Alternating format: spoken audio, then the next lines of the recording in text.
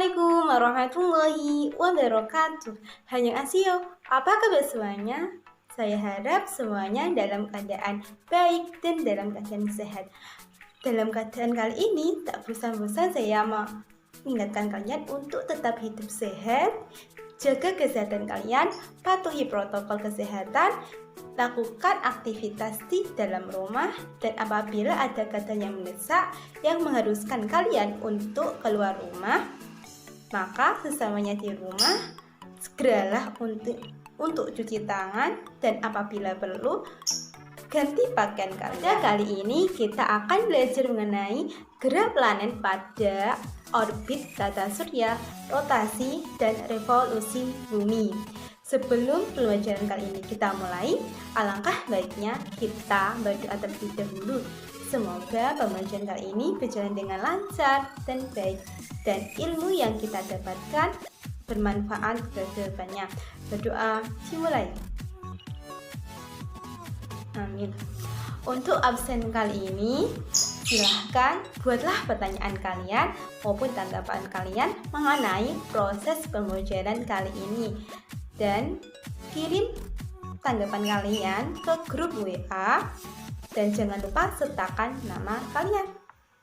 Mengenai ulasan materi sebelumnya, saya harap sudah cukup. Sekarang kita masuk ke materi kali ini. Kali ini kita akan belajar mengenai gerak planet pada orbit tata surya, rotasi, dan revolusi bumi. Gerak bumi yang berputar pada porosnya menimbulkan gambaran dari penghuni bumi di dalamnya, bahwa seolah-olah semua benda langit, termasuk matahari, mengelilingi bumi dari timur ke barat. Hal ini disebut sebagai gerak semu benda-benda langit terhadap bumi. Pada awalnya, ini menimbulkan dugaan seolah-olah bumi merupakan pusat tata surya. Hal ini diluruskan oleh Nicolaus Copernicus pada abad ke-15 Masehi, bahwa matahari yang merupakan pusat tata surya, sementara bumi merupakan planet seperti planet lainnya yang beredar mengitari matahari. Kemudian, oleh karena itu, dalam memperhatikan gerak, perlu diperhatikan kerangka acuan benda yang bergerak tersebut. Pada saat bumi berputar pada porosnya, yang bergerak adalah bumi, sedang matahari dan benda lainnya dianggap dia sebagai kerangka acuan. Namun, karena kita berada di dalam bumi yang bergerak, seolah-olah matahari tersebut yang bergerak mengitari bumi. Ini sama halnya ketika kita berada di dalam dalam kendaraan mobil. Ketika mobil kita bergerak, maka kita akan melihat seolah-olah yang bergerak itu benda di luar kendaraan yang kita tumpangi. Sebenarnya yang bergerak itu adalah kendaraan kita. Begitu pula dengan gerak bumi. Gerak bumi mengitari matahari berkaitan dengan adanya gaya tarik-menarik antara matahari dengan bumi, yang disebut sebagai gaya gravitasi. Karena bumi bergerak dari matahari, maka bumi memiliki percepatan sentripetal. Contoh soalnya sebagai berikut. Jarak bumi ke matahari sekitar 150 juta kilometer. Jika bumi mengitari matahari membutuhkan waktu sekitar 365 hari, berapa ya percepatan sentripetal yang dimiliki bumi? Untuk menjawabnya, kita rubah dulu waktu 365 hari itu menjadi detik. Kita bisa mengalikannya yaitu dengan 365 dikalikan 24 jam dikalikan 60 menit dikalikan 60 detik menjadi 31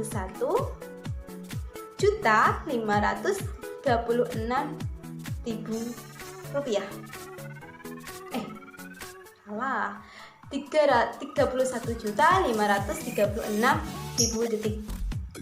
Nah, jari-jari bumi yaitu tadi diketahui 150 juta kilometer, berubah menjadi meter yaitu menjadi 150.000, nolnya ada 9 meter. Kemudiannya gitu. Gerak lintasan bumi matahari bisa kita hitung menggunakan perumusan S jika sama dengan 2 dikalikan pi dikalikan jari-jari bumi, sama dengan 2 dikalikan pi, pi-nya diganti dengan angka 3,14 dikalikan 150 juta miliar sama dengan 947.477.796.077 meter. Sehingga dari pencarian waktu dan jarak tersebut kita bisa mencari kecepatan bumi mengitari matahari. Kecepatan, sebelumnya kita sudah mengetahui kan bahwa kecepatan memiliki rumus yaitu V sama dengan S per T. S di sini merupakan jarak dan T adalah waktu.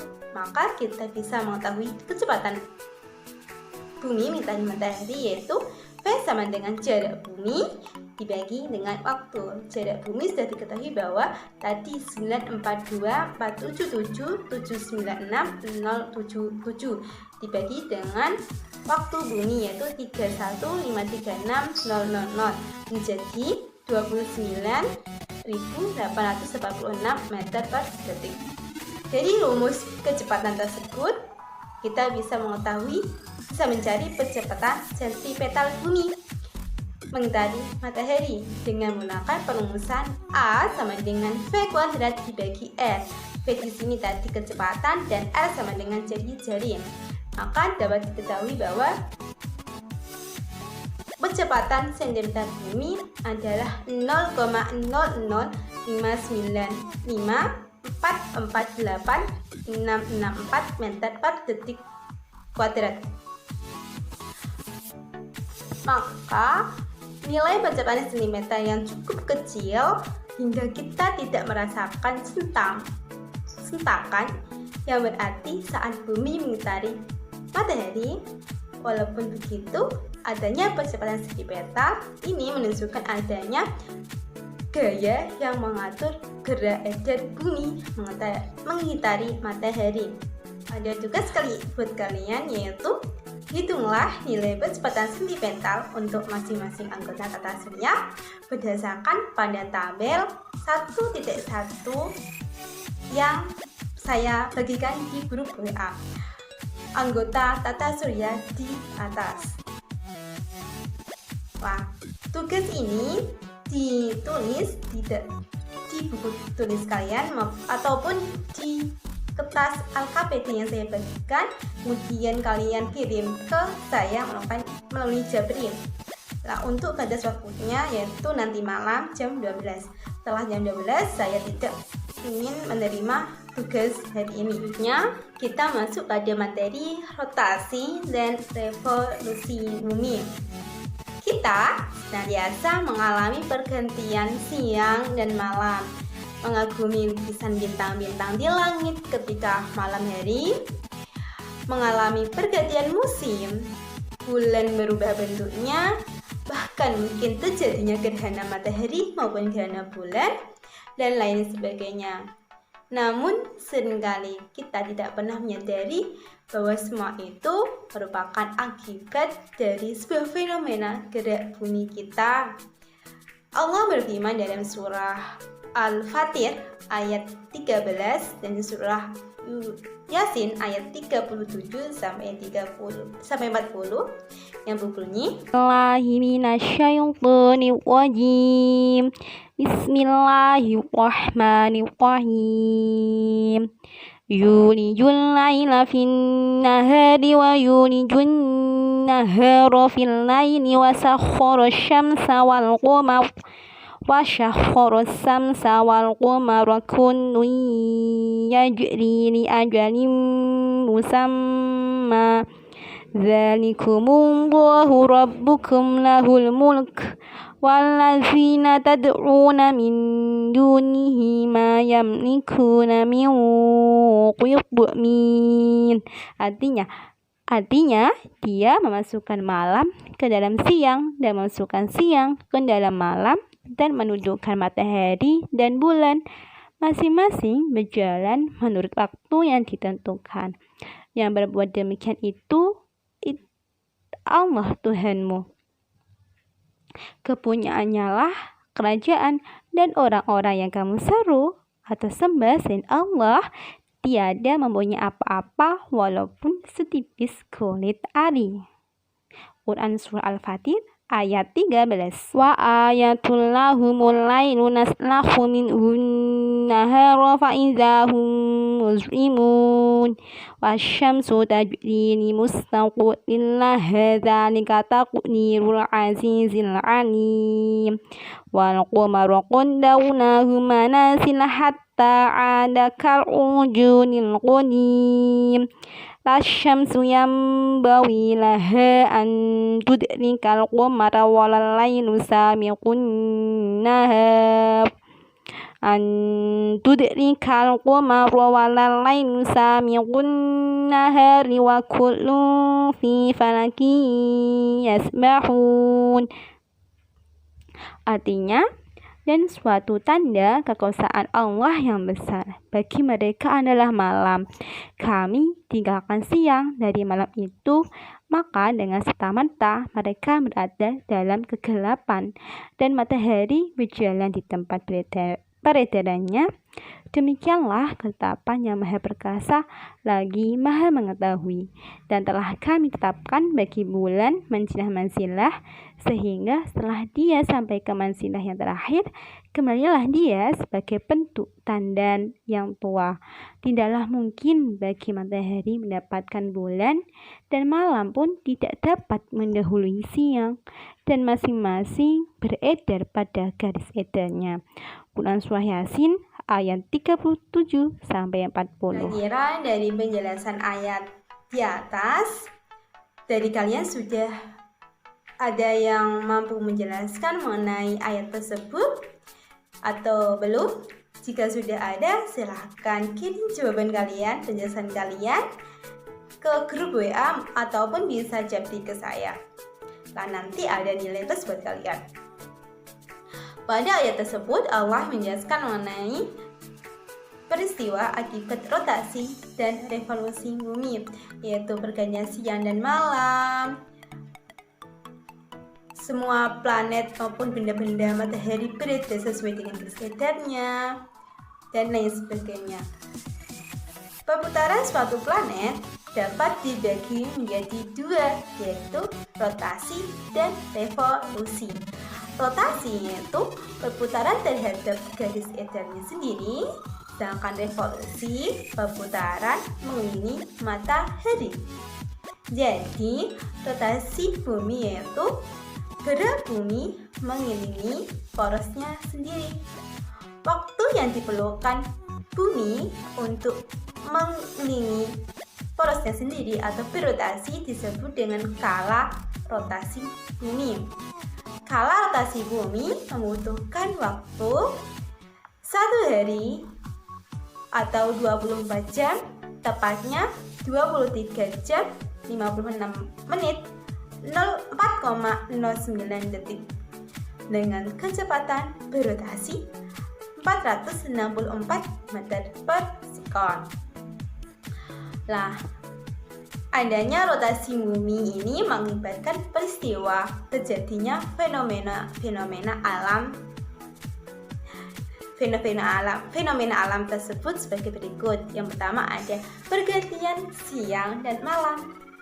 Bagian bumi yang menghadap matahari akan mengalami siang, sedangkan bagian bumi yang membelakangi matahari akan mengalami malam hari. Kemudian ada perbedaan waktu di berbagai daerah. Nah, di Indonesia sendiri terdiri dari 3 waktu, yaitu WIB, WITA, dan WIT. Selisih antara waktu WIB dengan WITA itu 1 jam, dan selisih antara WITA dan WIT itu 1 jam. Maka selisih antara WIB dan WIT menjadi 2 jam. Itu di Indonesia. Sedangkan di dunia itu terbagi menjadi 24 wilayah waktu. Kemudian ada gerak semu harian matahari dan benda-benda langit lainnya. Gerak semu harian matahari yaitu matahari seolah-olah bergerak mengelilingi bumi. Namun sebenarnya kita sudah mengetahui bahwa bumi yang bergerak mengelilingi matahari. Kemudian yang keempat ada pembelokan arah arus laut. Arah arus laut berbelok searah perputaran jarum jam pada belahan bumi selatan. Dan pada belahan bumi utara, arah arus laut berlawanan dengan arah perputaran jarum jam. Kemudian yang kelima ada perbedaan kecepatan gravitasi bumi. Bentuk bumi pada kedua kutub adalah papat dan mengembang di bagian khatulistiwa. Kondisi ini mengakibatkan percepatan gravitasi. Gravitasi daerah kutub lebih besar dibandingkan dengan daerah khatulistiwa. Musim bumi adalah gerakan bumi mengelilingi matahari sesuai dengan garis edarnya. Waktu yang diperlukan matahari untuk melakukan revolusi disebut dengan kala revolusi bumi. Kala revolusi bumi adalah 365 hari, 9 menit, 10 detik atau 365,25 hari atau 1 tahun. Biasanya dalam 1 tahun digenapkan menjadi 365 hari. Hasil pembulatan ini kemudian digenapkan menjadi 1 pada tahun kabisat. Pada tahun kabisat, bulan Februari menjadi 29 hari. Kecepatan bumi mengelilingi matahari adalah 30 km per sekon dengan sumbu bumi miring 23,5 derajat. Adanya revolusi bumi ini mengakibatkan terjadinya beberapa fenomena alam yang kita rasakan di bumi. Yang pertama ada pergantian musim. Indonesia terletak di daerah khatulistiwa, sehingga musim di Indonesia hanya ada 2, yaitu musim kemarau dan musim hujan. Beberapa daerah yang terletak dekat dengan kutub utara maupun kutub selatan bumi memiliki 4 musim, yaitu musim dingin, semi, gugur, dan musim panas. Nah, adapun periodenya yaitu pada tanggal 21 Maret, belahan bumi utara mengalami musim semi, sedangkan belahan bumi selatan mulai terjadi musim gugur. Pada periode 21 Juni, belahan bumi utara mulai musim panas, sedangkan belahan bumi selatan mulai musim dingin. Pada periode 23 September, belahan bumi utara mulai musim gugur dan belahan bumi selatan mulai musim semi. Dan pada periode 22 Desember, belahan bumi utara mulai musim dingin dan belahan bumi selatan mengalami musim panas. Yang kedua, terjadinya perubahan lamanya siang dan malam.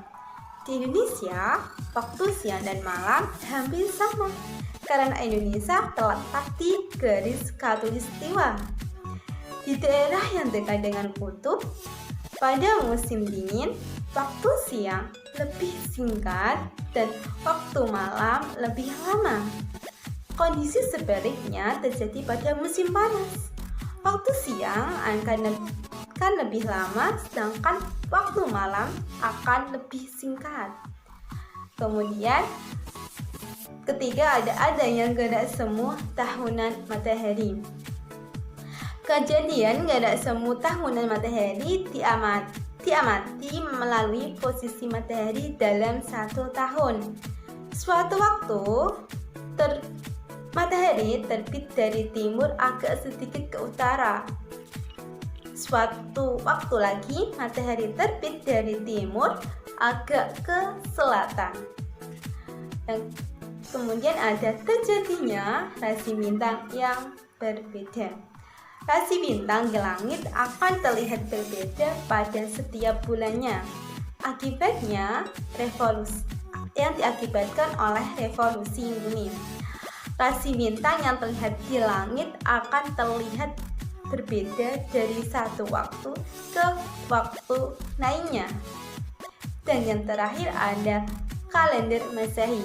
Nah, proses terjadinya revolusi bumi dapat dimanfaatkan oleh ahli falak untuk pembuatan kalender Masehi. Selanjutnya ada tugas buat kalian dalam pembuatan karya.